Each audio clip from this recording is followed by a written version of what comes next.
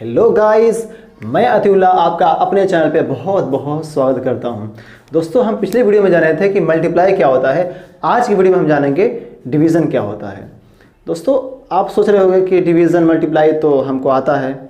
Friends, इसके बारे में बहुत अच्छे तरीके से जानना बहुत ज़रूरी है, क्योंकि हम मैक्सिमम टाइम कैलकुलेशन करते हैं और कैलकुलेशन में आप सभी जानते हैं कि सब्सट्रैक्शन, एडिशन, मल्टीप्लिकेशन और डिवीज़न यही सबसे ज़्यादा इस्तेमाल होता है। और अगर इसमें से किसी भी तरह की हमसे चूक हो जाती है तो मैथमेटिक्स का या फिर फिजिक्स का आप तो जानते ही हैं कि थोड़ा सा भी मिस्टेक मतलब आंसर गलत। तो इसके बारे में अच्छे से जानना बहुत ज़रूरी है। तो आज हम शुरू करेंगे डिवीज़न के बारे में। तो जैसा कि मैंने आपको पिछले वीडियो में बताया था कि मल्टीप्लाई अगर मैं लिखता हूँ कि 2 × 25, इसका मतलब होता है कि 2 25 टाइम्स ऐड हुआ है या 25 2 टाइम्स ऐड हुआ है, तो रिजल्ट क्या आएगा हमारा 50। यहीं से मल्टीप्लाई से ही डिवीज़न आया है। हमारे पास मल्टीप्लिकेशन में क्या था कि ये 50 वाला प्रोडक्ट हमारे पास नहीं था, बस हमारे पास 2 × 25 था, है ना। और जब हमने इसको मल्टीप्लाई किया तो ये 50 हो गया। डिवीज़न में क्या होता है कि इन दोनों में से कोई एक मिस रहता है। तो देखते हैं करके एक बार। सपोज कि मैं इसमें से 2 को हटा दूं और यहाँ पे x लगा दूं, तो इस इक्वेशन का मतलब क्या हो जाता है कि 25 कितने बार ऐड हुआ कि 50 आ गया। तो इसका मतलब x = हो जाएगा 50/25, है ना। अब यहाँ पे मैं आपको समझाऊंगा कि ये जो डिनोमिनेटर में नंबर होता है ना, इस नंबर का मतलब ये होता है कि ये नंबर कितना बार ऐड होगा कि 50 आएगा। कितना बार ऐड होगा कि 50 आएगा। मतलब डिनोमिनेटर में जो नंबर होता है वह नंबर कितना बार ऐड होगा कि न्यूमरेटर आएगा। समझ में आ रहा है? जैसे मैं अगर लिख देता हूँ यहाँ पे 1/2, थोड़ा सा ध्यान से देखिएगा इसको। हम 2 को कितना बार ऐड करें कि 1 आ जाए। 2 को कितना बार ऐड करें कि 1 आ जाए, तो 2 को हम हाफ टाइम्स ऐड करेंगे, आधा बार ऐड करेंगे तो 1 आएगा। 2 से 2 कैंसिल आउट, हमारा आंसर 1 आ गया। मतलब हम 2 को कितना बार ऐड करें कि 1 आ जाए, ये लाना है हमें ऊपर वाला नंबर लाना है ऐड करके। वैसे ही यहाँ पे क्या था, 50 था, हमने 25 नीचे लिखा है। हमको क्या करना है, 25 को क्या करें कि 50 आ जाए, तो हम 25 को 2 टाइम्स ऐड करेंगे तो 50 आएगा। तो मतलब बेसिकली 16/4 मीन्स ये होता है कि 4 को कितना टाइम्स हम ऐड करें कि 16 आ जाए। हमने देखा कि 4 को हमने 4 टाइम्स ऐड किया और 16 आ गया। तो हमको ये वाला पोर्शन लाना है, ये वाला पार्ट लाना है, या अगर यहाँ पे 2x 2 × x = 50 होता तो अब यहाँ पे ये वाला नंबर मिस है, तो हम क्या करते हैं, x = 50/2। अब क्या मतलब हुआ कि 2 को हम कितना बार ऐड करें कि 50 आ जाए। 2 को हम कितना बार ऐड करें कि 50 आ जाए। तो समझ में आ रहा है ना, डिवीज़न भी बिल्कुल मल्टीप्लिकेशन की तरह ही है ना, ज़्यादा कुछ फ़र्क है नहीं। लेकिन जब हम डिवीज़न 0 से करते हैं तब हमारे पास प्रॉब्लम आता है। और बहुत लोग कुछ जानते हैं और कुछ करके छोड़ देते हैं, लेकिन आज उसके बारे में हम अच्छी तरीके से जानेंगे। आज के बाद मुझे नहीं लगता कि आपको डिवीज़न में किसी तरह का प्रॉब्लम होगा। सबसे ज़्यादा प्रॉब्लम तो 0 से ही होता है, इसमें भी देख लेते हैं हम। जैसे कि अगर मैं लिखूँ यहाँ पे 0/8 या फिर 0/21, बोलने में अच्छा लग रहा है 21। मैंने आपको बताया कि जो डिनोमिनेटर में नंबर होता है उसको हम कितना बार ऐड करें कि न्यूमरेटर आ जाए। मैंने यही किया था ना, यहाँ पे 16/4 का मतलब यही ने किया था कि 4 को हम कितना बार ऐड करें कि 16 आ जाए, ऊपर वाला नंबर आ जाए। यही तो हमने किया था ना। लेकिन अब यहाँ पे आप देखो कि 21 को कितना बार ऐड करोगे कि 0 आएगा। बहुत ही अजीब सा है कि 21 को हम अगर 1 टाइम्स भी ऐड करेंगे, 21 को हम अगर 1 टाइम्स भी ऐड करेंगे तो 21 आ जाएगा, है ना। लेकिन हमें लाना क्या है, 0। तो 21 को हम कितना टाइम्स ऐड करेंगे 0 आएगा। तो 21 को हम 0 टाइम्स ऐड करेंगे। इसका मतलब क्या, 21 को हम ऐड ही नहीं करेंगे, हम कुछ भी नहीं करेंगे, हम ऐड ही नहीं करेंगे तो हमारा रिजल्ट 0 आ जाएगा। 21 को हम 0 टाइम्स ऐड करेंगे, हमारा रिजल्ट 0 आएगा। आपको समझ में आ रहा कि 0 upon any integer number is equal to 0 क्यों होता है। 0 upon any integer number is equal to 0 क्यों होता है, क्योंकि जब हम 1 को 0 टाइम्स ऐड करेंगे तो हमारा आंसर 0 आएगा। या फिर हम 1 को ऐड ही नहीं करेंगे, हमको ज़रूरत ही नहीं है हम 1 को ऐड करने की, क्योंकि हमको 0 लाना है ना। ये तो 1 से भी छोटा है, हम ऐड ही नहीं करेंगे। समझ में आ रहा? ये तो इजी था। इसके आगे देखते हैं, वो थोड़ा सा टफ है, कुछ खास नहीं है। अब देखते हैं हम, ये तो था हमारा 0 अपॉन एनी इंटीजर नंबर। अब देखते हैं any integer number upon 0। Like अगर मैं लिख दूँ 21 अपॉन 0, 21 अपॉन 0, सोचो क्या होगा 21 अपॉन 0। इसका मतलब जैसा कि मैंने बताया कि जो डिनोमिनेटर में नंबर होता है उस नंबर को हम कितने बार ऐड करें कि 21 आ जाए, न्यूमरेटर वाला नंबर आ जाए। 21 अपॉन 0, इसका मतलब यही होता है ना। तो आप सोचो कि 0 को आप कितना बार ऐड करोगे, 0 को आप कितना बार ऐड करोगे, कितना बार ऐड करोगे। आप 0 को 4 ईवर टाइम्स ऐड करते रह जाओगे हमेशा के लिए। क्या 21 आने वाला है? कभी नहीं आएगा। आप 0 को कितना बार भी ऐड कर लो 21 नहीं आ सकता। ओके, तो इसको हम क्या कहते हैं, इनडिटर्मिनेंट, और इसको कहते हैं it is not allowed in mathematics. ये मैथमेटिक्स में अलाउ नहीं है ना। एक बार जानते हैं कि क्यों अलाउ नहीं है ना। ये तो है कि इसका आंसर हम नहीं निकाल सकते, अनडिफाइंड है, या अनडिफाइंड है ना। आप कितनों बार भी ऐड कर लोगे, 1 अपन अगर 0 दिया हुआ है, कितनों बार 0 को 0 से ऐड कर लोगे, कभी भी 1 नहीं आने वाला है ना। ये अनडिफाइंड है ना, इनडिटर्मिनेंट है। ये अलाउ भी नहीं है मैथमेटिक्स में। ये अलाउ क्यों नहीं है, इसके बारे में जानेंगे, थोड़ा सा इसके बारे में जानेंगे। क्योंकि जब हम किसी भी नंबर को 0 से डिवाइड करते हैं, किसी भी नंबर को 0 से डिवाइड करते हैं तो हमारा रिजल्ट बहुत ज़्यादा शॉकिंग आता है। देखते हैं, अगर आप 0 से डिवीजन अलाउ कर दिए मैथमेटिक्स में तो 2 है, 2 इज इक्वल टू 1 हो जाएगा, 5 इज इक्वल टू 2 हो जाएगा, 3 इज इक्वल टू 30 हो जाएगा। कैसे होगा देखते हैं। इसीलिए 0 से मैथमेटिक्स में डिवीज़न करना अलाउ नहीं है। फॉर एग्ज़ाम्पल, मैं एक नंबर लाइन यहाँ पे छोटा सा बना लेता हूँ। ये 0 है, ये -1 है, ये +1 है। ओके, हम क्या करेंगे, हमने यहाँ पे एक नंबर लिया 1 अपॉन 1, इसका क्या आंसर होगा, 1 अपॉन 1, इसका आंसर होगा 1। Okay, it's okay. अब हम इस डिनोमिनेटर में जो नंबर है इसको हम छोटा करते जाएंगे। इसको छोटा करते करते कहाँ तक ले जाएंगे, 0 तक। मतलब ये जो नंबर है 1, इसको हम छोटा करते करते 0 की तरफ लेकर आएंगे। ओके, तो हमने आगे क्या किया, 1 अपॉन 0.1 कर दिया, हमारा आंसर क्या आ गया 10। हमने क्या किया, 1 अपॉन और छोटा किया, 0.01 किया, हमारा आंसर क्या आ गया 100। मतलब हम डिनोमिनेटर को छोटा करेंगे तो हमारा रिजल्ट बड़ा आएगा। ठीक है, फिर हमने क्या किया, 1 को 0.001 किया, तब हमारा आंसर क्या आया 1000। हमने 1 को 0.000001 किया, 3 हमारा आंसर क्या आया 1000000। मतलब जब हम इस डिनोमिनेटर को छोटा करते जा रहे हैं,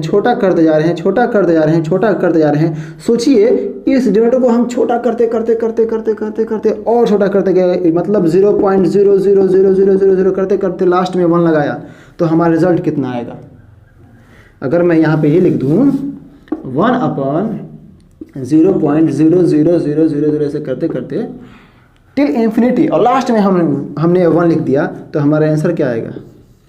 प्लस इन्फिनिटी। हमारा आंसर क्या आएगा? Plus infinity. आपने देखा यहाँ पे आंसर प्लस इन्फिनिटी आया। हम एक और एग्जांपल लेंगे। मेरे कहने का मतलब यह है कि ये 1 इज इक्वल टू 2 कैसे हो गया, देखते हैं। हमने क्या किया, 2/1 लिया तो इसका क्या रिजल्ट आएगा हमारे पास? 2। हमने फिर से 2/0.1 लिया, इसका रिजल्ट क्या आएगा? 20। 2/0.01 200।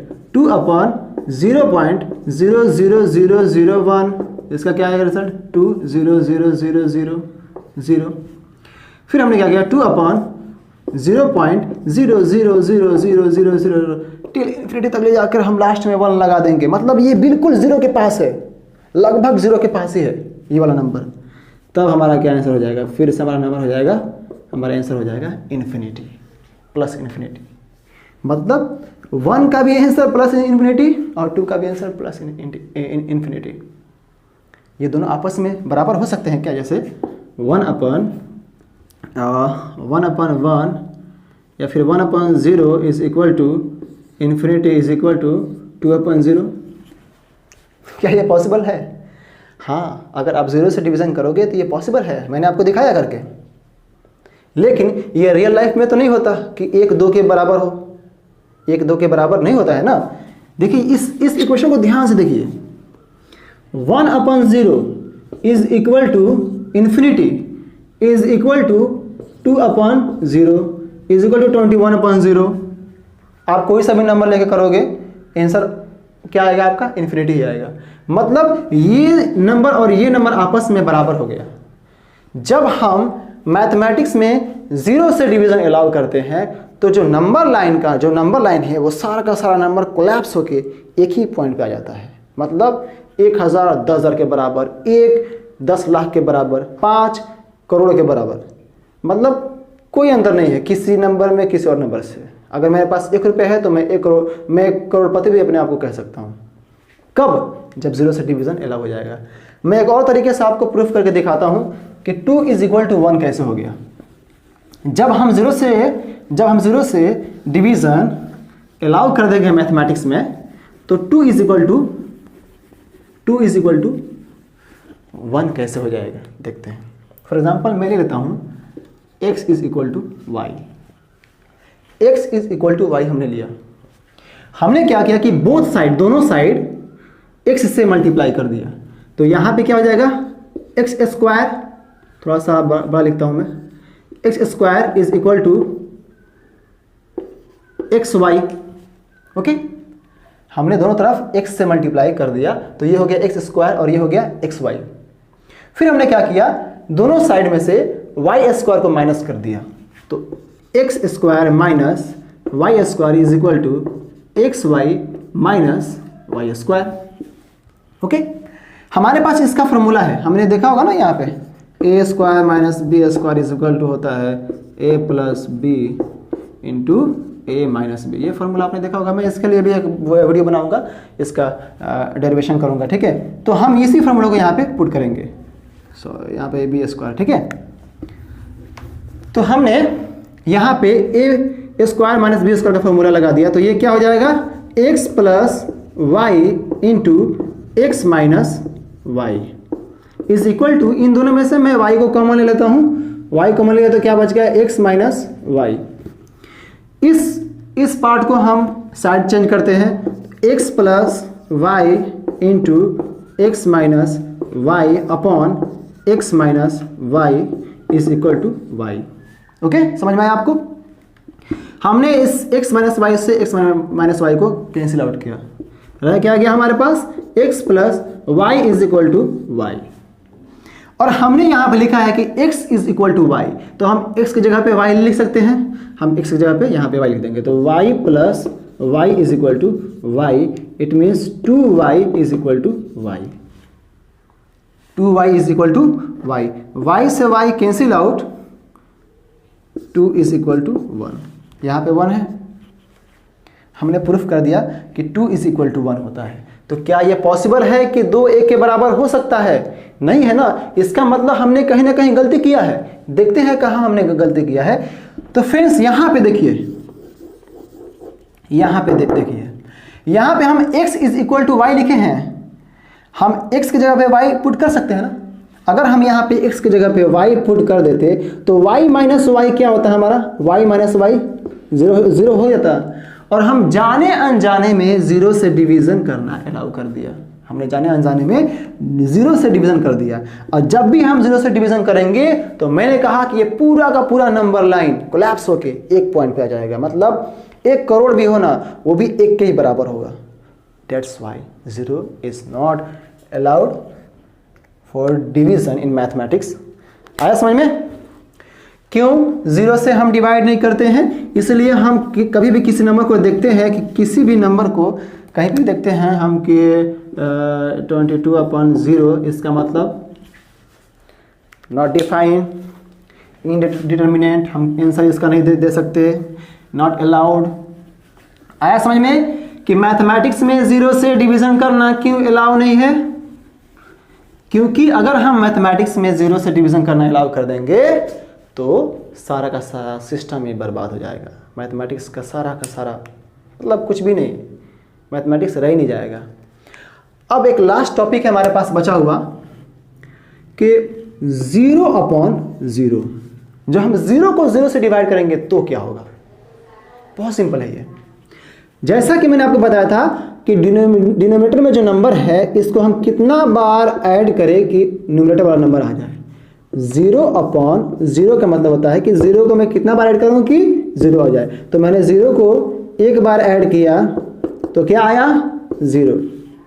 तो आपने हमेशा ऐसा किया होगा, 0 से 0 गया, 1 रह गया, 0 से 0 गया, 1 रह गया।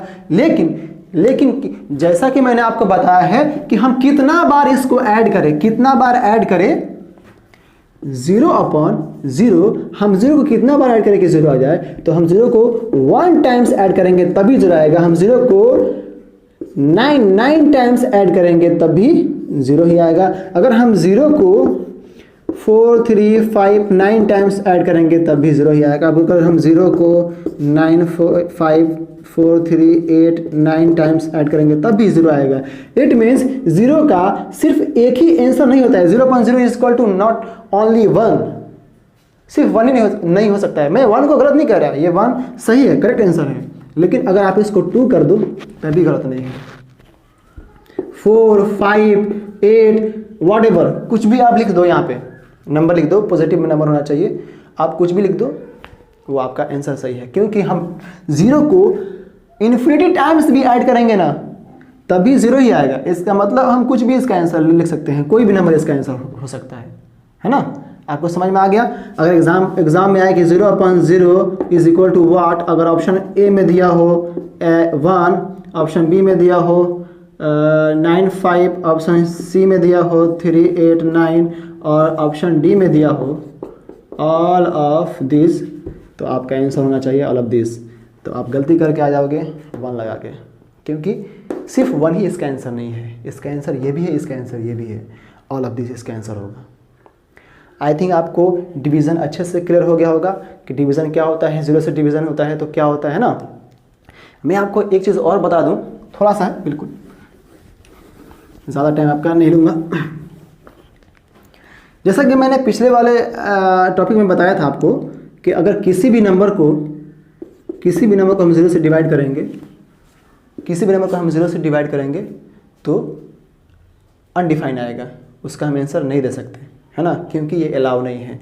आपने देखा ना यहाँ पे कि हमने जब 1 को 0 से डिवाइड किया, हमने जब 1 को 0.1 से डिवाइड किया तो हमारा आंसर 10 आया। हमने 1 को 0.001 से किया तो हमारा आंसर 10,000 आया। हमने 1 को 0.00000 टिल इन्फिनिटी तक ले जाके हमने 1 लगाया, अप्रॉक्सीमेटली 0 हमने कर दिया इस नंबर को, तो हमारा आंसर प्लस इन्फिनिटी, मतलब इन्फिनिटी तक जाएगा, प्लस के तरफ। लेकिन अगर हम यहाँ पे 1 अपॉन -1 ले लें, जैसे मैंने आपको नंबर n बनाया था ना, ऐसे 0 -1 +1। अब हम -1 से इस नंबर को छोटा करते करते करते करते 0 की तरफ लेकर जाएंगे, है ना। तब देखते हैं क्या आंसर आता है। तो 1 upon -1 is equal to -1, 1 upon -0.1 is equal to -10, 1 upon -0.00001 is equal to -10000। उसके बाद हमने देखा 1 अपॉन -0.00 टिल इंफिनिटी 1, देन हमारा आंसर -इन्फिनिटी आएगा। तो सोचो यार कि एक 1 के अंदर इतना डिफरेंस। हमने 1 को देखा, +1 लगाया तो +इन्फिनिटी आंसर आया, हम -1 लगाया तो -इन्फिनिटी आया। इसलिए हम 0 से मैथमेटिक्स में डिवीजन अलाउ नहीं करते।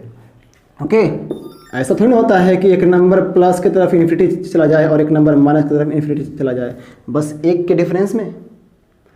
डेट्स वाई हम लोग 0 से डिवीज़न करना अलाउ नहीं करते। आई होप आपको समझ में आ गया होगा। अगर आपका कोई क्वेश्चन हो, कुछ समझ में ना आया हो तो ज़रूर कमेंट कीजिएगा, और इस चैनल को सब्सक्राइब कीजिए, लाइक कीजिए, शेयर कीजिए, कमेंट कीजिए। Thank you for watching me. Thank you.